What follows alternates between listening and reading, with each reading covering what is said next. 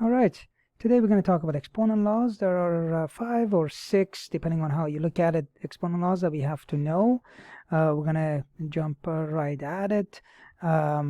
So let's start out with the example of if I give you x cubed times x2, I'm going to, multiplication is a dot in this case so that I don't make a mistake and you don't see it differently.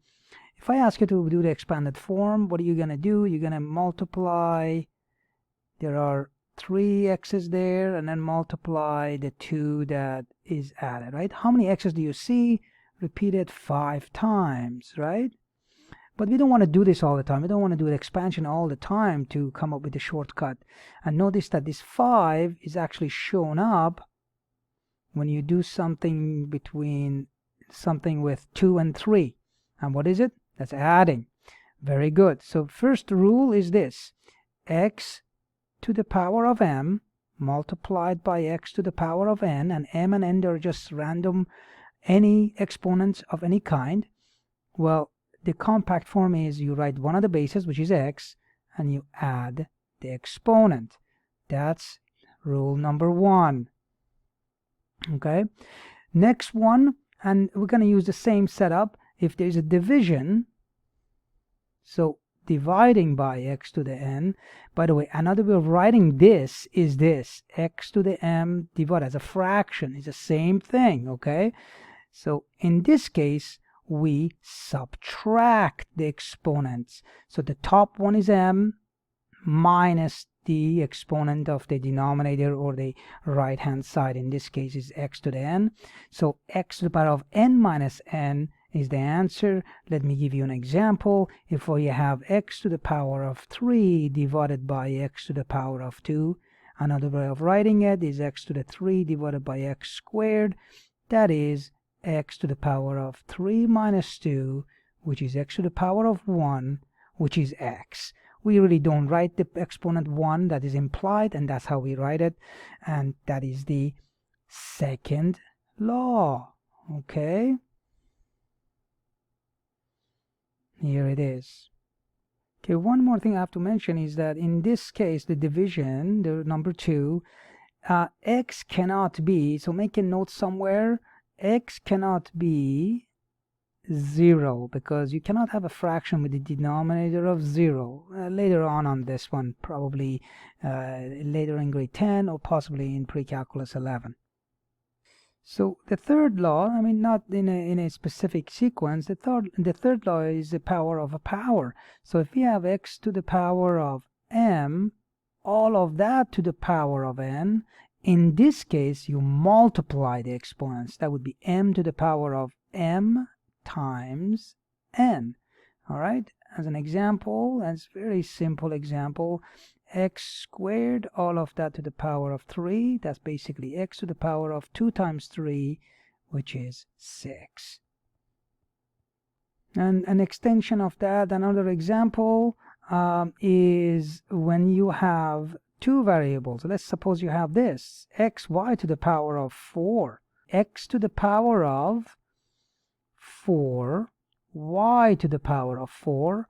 Now if I expand that, that's x to the power of 1, y to the power of 1, all of that to the power of 4. So what you're doing is that you're using the power of power rule. So 4 times 1, so that would be x to the power of 4. 4 times 1 is 4, and the same thing with the y. 4 times 1 is 4, and that's what that would be. And another extension of that is when you're doing division. Let's suppose I have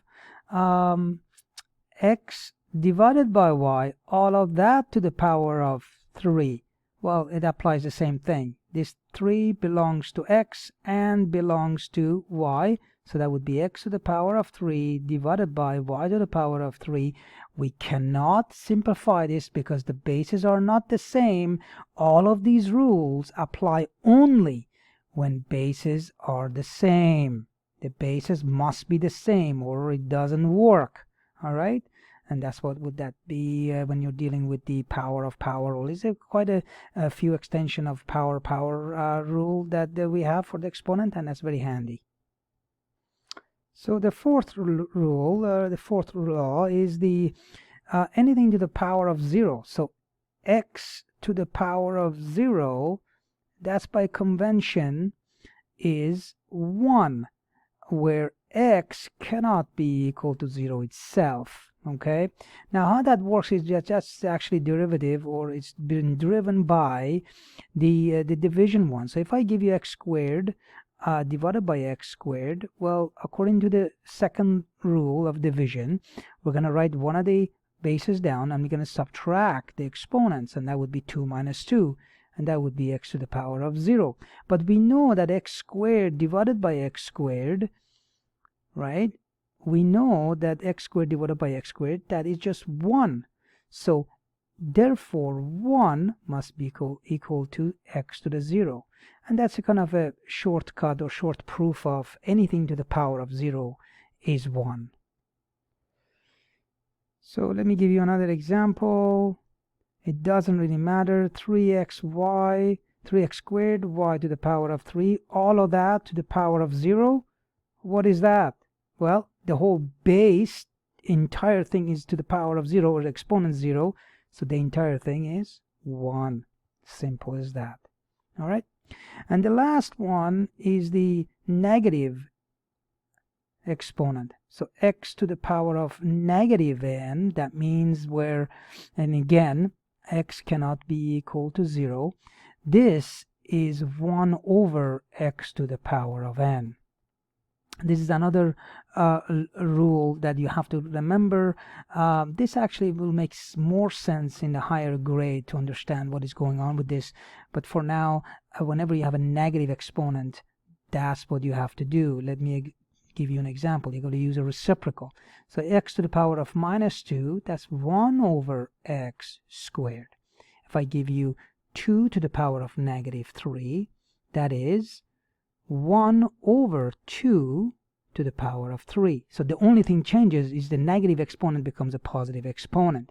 And by the way, you can actually write the same thing backwards. So if I give you 1 over x to the power of 3, well, that is equivalent to x to the power of negative 3. So all of these actually correct depending on which one you're actually using for a given problem. Okay? Fantastic. Do lots of examples. Have a good day. Bye-bye.